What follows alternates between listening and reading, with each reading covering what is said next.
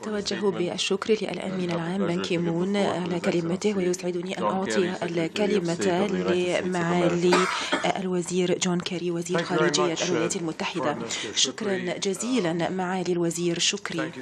وأتوجه أيضا بالشكر للأمين العام السيد بان كي مون ونائب رئيس الوزراء السيد مصطفى والسيد بريندي، وأيضا زميلتنا هنا كاثرين أشتون.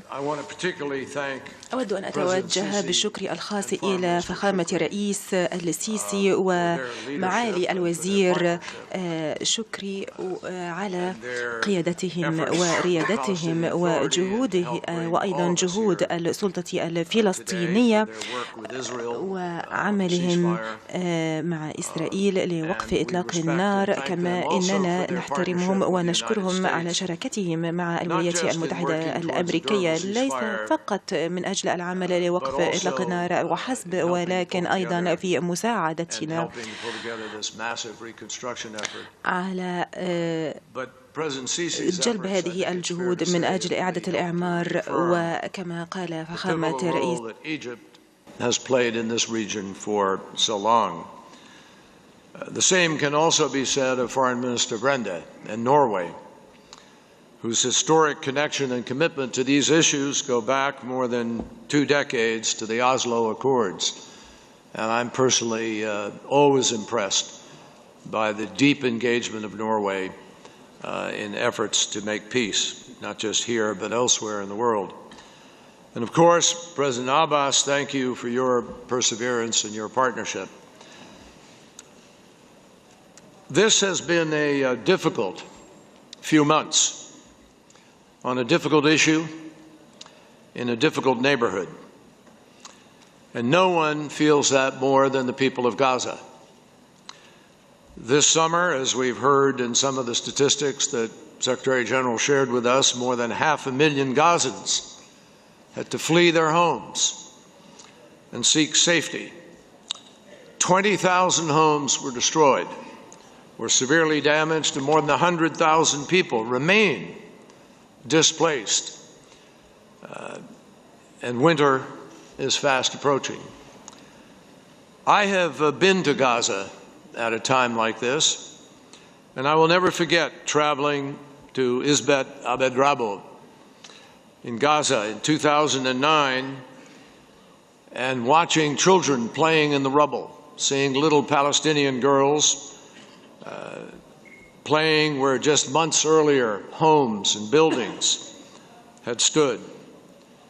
The humanitarian challenge then was enormous. And shockingly, amazingly, and every speaker has mentioned, we are back yet again. The humanitarian challenge is no less enormous in 2014. So the people of Gaza do need our help, desperately. Not tomorrow, not next week. الجولة التي قمت بها في قطاع غزة عام 2009، وعندما رأيت الأطفال يلعبون بالركام والفتيات الفلسطينيات الصغار يلعبن بما تبقى من المنازل ومن الحجارة، إن التحدي الإنساني حينها كان ضخما جدا. وكل متحدث تحدث عن هذا الموضوع قبل ذلك.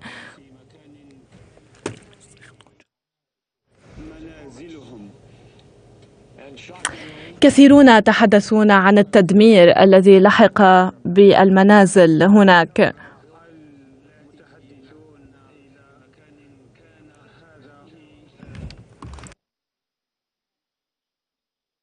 Stability and economic development, and it will provide for immediate distribution of food, medicine, and shelter materials for hundreds of thousands for the coming winter.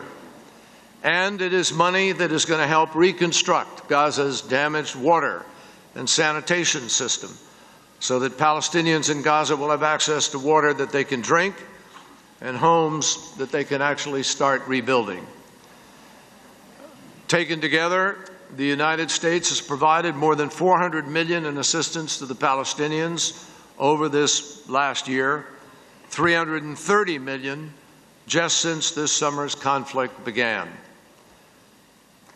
But I will say to all of you, and I think everybody knows it, we come here with a sense of awesome responsibility and even resignation about the challenge that we face, because we all know that so much more needs to be done, even though there have been encouraging steps.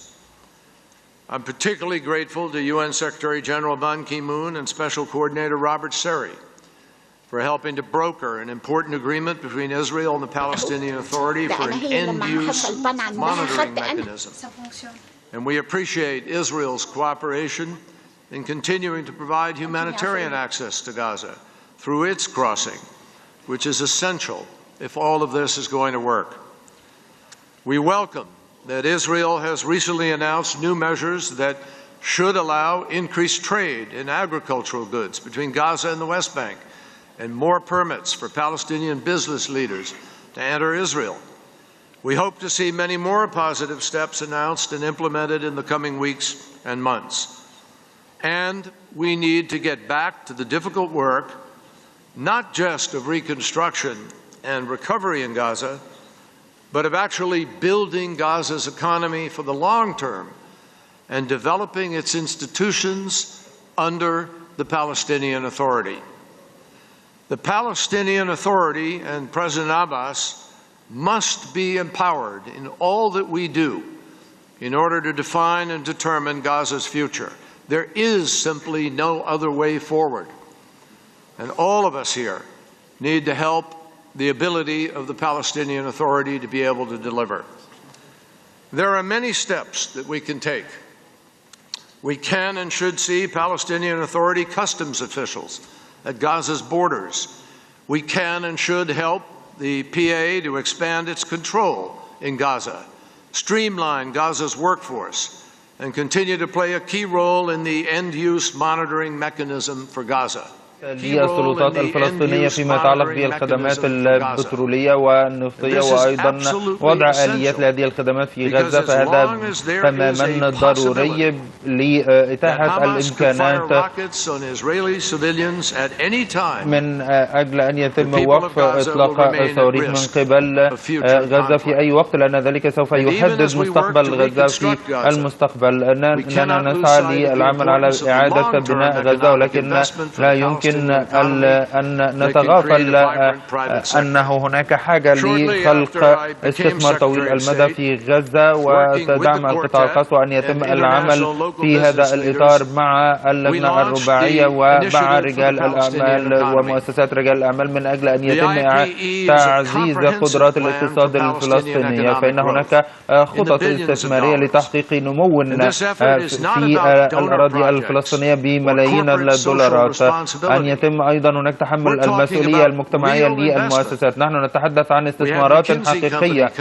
لدينا شركة ماكنزي في كل القطاعات الفلسطينية، وهناك إصرار للعمل في هذه المجالات لخفض البطالة من 20% إلى 8% على مدار 3 أعوام. نحن نتحدث عن استثمارات حقيقية تطرح فرص عمل للفلسطينيين، وهذا ما سيحقق فارقا على المدى الطويل. والآن نحن كنا نحقق تقدما اقتصاديا ونضع إطارا اقتصاديا للمضي للأمام. أيضا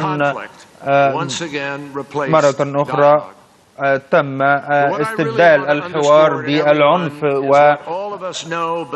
وهناك تحديات كثيرة نواجهها، وهذه المرة الثالثة على مدار أعوام 6 مضت نقوم ببذل جهود لإعادة إعمار قطاع غزة. هذه المرة الثالثة في على مدار 6 أعوام أن تتعرض غزة للدمار من خلال الحرب. هذه المرة الثالثة التي نعتمد فيها على وقف لإطلاق النار وإجراءات مؤقتة لوقف هذا العنف. مرة أخرى نحن هنا لإعادة إعمار غزة بعد 2 أو أقل. إن لم يتم الوصول إلى حلول دائمة سوف نعود مرة أخرى بعد عامين لنفس النقطة، فإن وقف إطلاق النار لا يعني أنه سلام. نحن يجب أن نصل إلى حل والعودة لطاولة المفاوضات وطرح الخيارات التي يمكن أن يتفهمها كل من هم معنيين بهذه القضية. خيارات تتحدث عن عدالة أكثر من مجرد وقف إطلاق النار، فهذا ليس هو طموح الشعوب. طموح الشعوب هو السلام. وقف إطلاق النار والحفاظ عليه لا يوفر فقط الأمن للإسرائيليين ولفلسطين ولدولة فلسطين. الكل هنا يعلم بأن الولايات المتحدة مع الإسرائيليين والسلطة الفلسطينية تعمل على إعادة إحياء مفاوضات السلام مرة أخرى والحديث عن المستوطنات، الحقيقة التي لم يتم الحديث عنها كثيرا حتى الآن، ولا يزال هناك سبب شرعي للحفاظ على احترام هذه العملية. الحقيقة هي أن العملية الحقيقية وذات الأهمية تم القيام بها. مرة أخرى هناك